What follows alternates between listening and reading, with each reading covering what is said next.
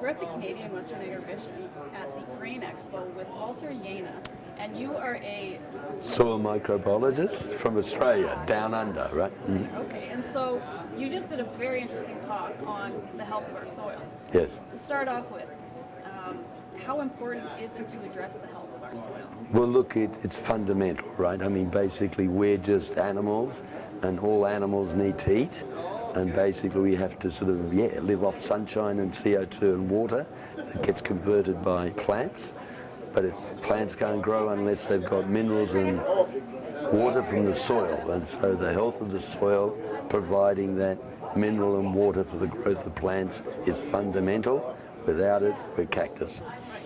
So how can farmers address the health of their soil while still maintaining productivity? Okay, well, farmers obviously must and can, but the sweetest, simplest way is as nature created those soils. There's no other way, actually. And so it's really just understanding the processes that nature had for building these soils in the first place. They're relatively, simple, but also, important. And then basically copying those processes, but most importantly, doing things that aren't destructive to those processes. So doing things that don't degrade our soils, oxidize carbon from our soils, compact our soils, pollute our soils. So do regular farming operations of fertilizer, herbicides, does that cause damage to our soils? Yes they do, but it's not that simple. I mean, we've had a massive green revolution agenda over the last 60 years to feed more people, and of course that's all concentrated on growing more food. And we've done that by breeding plants, but these plants need more inputs of fertilizer, cultivation, irrigation, biocides, insecticides, fungicides. And so we've actually been so focused on growing more that we've been actually degrading those soils, because all of those processes oxidize carbon from those soils, but that carbon in soils is the basis on which nature created healthy soils. So the message very simply is we've got to get back to rebuilding the carbon in our soil, because that carbon in our soil is the basis for its hydrology, its nutrition, its root proliferation, its resilience, its productivity. So if you focus on rebuilding that carbon in your soil, will you be able to get better yields? Oh yeah. If we build that soil and we've got lots of actual practical evidence on the ground, yes, we can increase yields even above conventional agriculture. And in Australia, where I can speak from, we have innovative leading farmers doing 120% of yield, 30% of the inputs, 20% of the risk, 200% of the resilience. That's the capacity to withstand extremes, survive extremes, be they climate, be they insect, fungus, frost, and what have you. So are there products out there that farmers Okay, so it's very important to see now what are the processes that build carbon in soils. It's substantially the microbiology, the actual fungi that are turning biomass, just plant matter into stable soil carbon, and therefore we've got to stimulate that microbiology in soils. What we've done in industrial agriculture is degrade those microbial processes enormously. They're still there, but a very, very low, less than 1% residual condition mostly. So yes, we have to re-stimulate them. There are very valuable products that you can simply put on to help rebuild this microbial ecology. And for example, we've been working in Australia, but also globally, with a company Best, and they, for example, have a product TM, which is actually at parts per billion, acting as a biostimulant to help the microbial activity of those soils. It's not adding new bugs, it's not adding nutrients, it is just switching on and re-stimulating those natural organisms in your soil. It's not just a simple matter of a product though, like I've got a jungle juice, pour it on and everything will be right.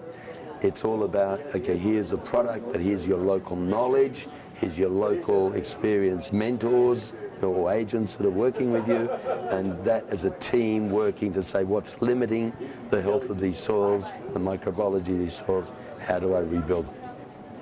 And so, can you safely say that if a farmer puts the investment out there of addressing this and building better microbial status of their soil, will they get returns? return? Oh, Yeah. absolutely. Yeah. No, look, yes, and I can put my wallet down and put the money on the table here and now.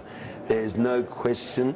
Look, simply from the savings of inputs, farmers are spending over 50% of their gross income on input costs. So simply from the savings of the inputs, they're getting a massive dividend from, stimulating this soil.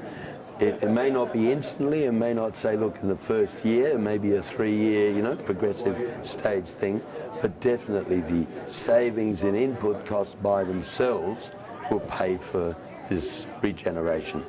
But more importantly then, it's the resilience factor. Remember I mentioned the 200% resilience. Look, in Australia now, farmers are really going to risky situations where they used to get crops reliably 4 years out of 5. They're often down to 2 years out of 5 because of climate extremes, insect, frost, other sort of factors. And it's a capacity of those plants to avoid and tolerate and survive those risk extremes. And that's fundamental, because if you're getting income 2 years out of 5 and it's costing $1 million each year, it's like Russian roulette with 4 chambers loaded. So it's very healthy for your financial well-being.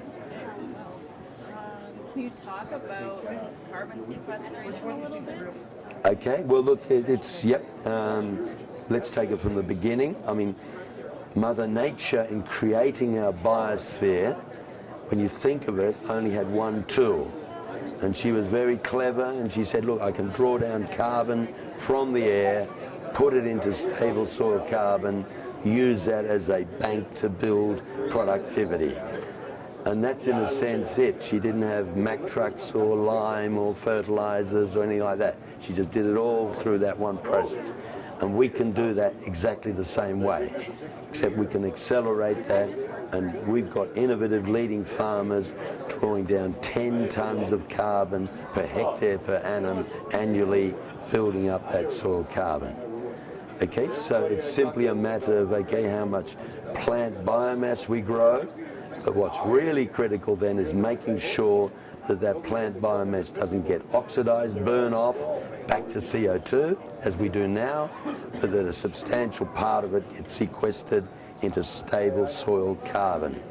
The beautiful thing now is that because of the international agreement in Paris last year, COP21, the agreement for 197 nations of zero net emissions, the breakthrough word was net, because now for the first time carbon offsets will be recognized in that accounting. And that means farmers drawing down carbon have the potential to be paid a commercial price for that offset credit. And again, that can be, depending on how much, $300 to $500 per hectare per annum gross to the farmer.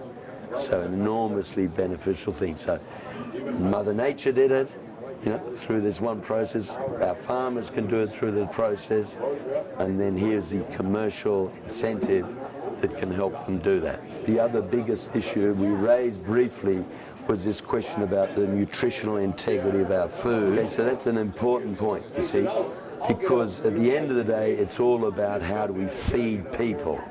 But we don't want to just quantitatively feed them, we actually have to, they eat because they need the nutrition for their health. And we've been compromising the nutritional integrity of the food we eat because of the way we grow it. And therefore, by going back to these biological microbial nutrient uptake processes, we can massively improve the nutritional health of that food. And that has a profound effect on the preventative health of all these diseases, you know, whether it's obesity, diabetes, cancer, cardiac, you know, like a whole range of allergenic and autoimmune diseases, and they're exploding right across the world exponentially. We can't sustain the health costs, so it's not just feeding the people quantitatively, it's actually looking after their preventative health. And consumers are well aware of this, and the demand drivers from consumers voting with their dollars for healthy food.